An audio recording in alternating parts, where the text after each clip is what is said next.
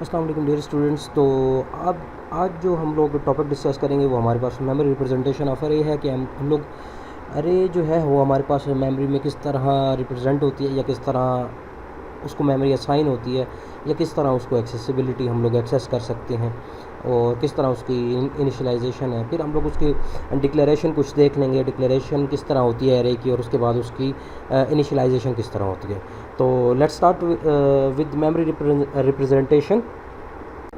इसकी रिप्रेजेंटेशन किस तरह होती है मेमोरी में, अब मैं आपको मेमोरी की रिप्रेजेंटेशन बताता हूँ।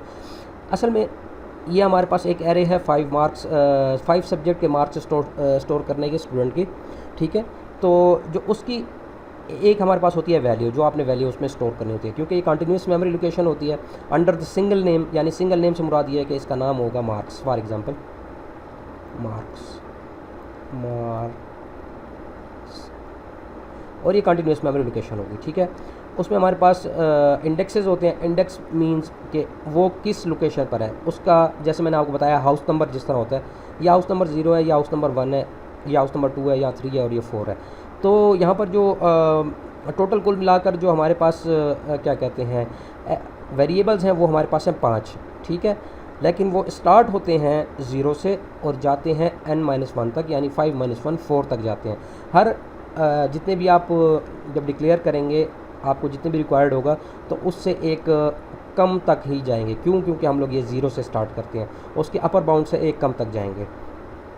तो ये 0 से हम लोग स्टार्ट करते हैं, इसलिए हमारे पास 0 भी काउंट होता है। अरे हमारे पास जो C या C++ में है वो 0 से स्टार्ट होती है और n-1 तक जाती है, ठीक है। अब इसके अंदर हमारे पास हर एक वेरिएबल का, ये बेसिकली एक पूरा वेरिएबल को डिनोट करता है, लेकिन इसका फ़ायदा क्या है कि वो कंटिन्यूस मेमोरी लोकेशन पे होते हैं, तो ये एक पूरा वेरिएबल को रिप्रेजेंट करता है। तो हर एक वेरिएबल के अपना एड्रेस होता है। और दूसरा वेरिएबल यानी कि जो नेक्स्ट लोकेशन होती है उसके और प्रीवियस वाले के दरमियान में जो डिफरेंस होता है, डिफरेंस ये याद रखिएगा, नेक्स्ट और प्रीवियस के दरमियान में जो डिफरेंस होता है वो होता है हमारे पास डेटा टाइप की साइज़ का। जैसे इंटीजर डेटा टाइप है, तो अगर इंटीजर डेटा टाइप है तो इन दोनों का जो डिफरेंस होगा वो हमारे पास 4 बाइट्स होगा। इसी तरह अगर हमारे पास फ्लोट है या डबल डेटा टाइप है तो उन दोनों का आपस में जो डिफरेंस होगा वो हमारे पास 8 बाइट्स होगा, ठीक है। तो ये 8 बाइट का या 4 बाइट्स का आपस में डिफरेंस होता है। जिस तरह आप ये देख सकते हैं कि पहला अगर 60 है तो नेक्स्ट 64 होगा, फिर अगर ये 64 है तो नेक्स्ट उसका 68 होगा। 68 दिस इज़ स्टार्टिंग एड्रेस, और वो 68, 69, 70 और 71 तक, ठीक है। वो 4 बाइट्स इस तरह ऑक्युपाई करता है, 4 मेमोरी लोकेशन।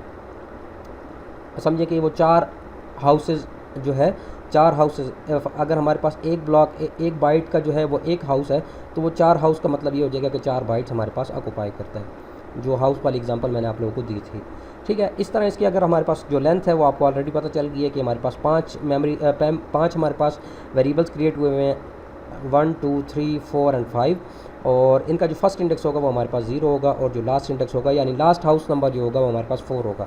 तो ये बेसिकली इंडेक्सेस हैं, ये एक्सेसिबिलिटी के लिए यूज़ होते हैं, क्योंकि हम लोग मेमोरी एड्रेस याद करना बहुत मुश्किल है और आपको पता भी नहीं है कि किस मेमोरी लोकेशन के ऊपर जब आप प्रोग्राम रन करेंगे उसको कौन सी मेमोरी लोकेशन असाइन होगी। तो उससे बेहतर ये है कि आप लोग फिर क्या करते हैं, इंडेक्सेस को यूज़ करते हैं। इंडाइसेस को यूज़ करके आप लोग मेमोरी लोकेशन या हाउस नंबर डायरेक्टली एक्सेस कर सकते हैं।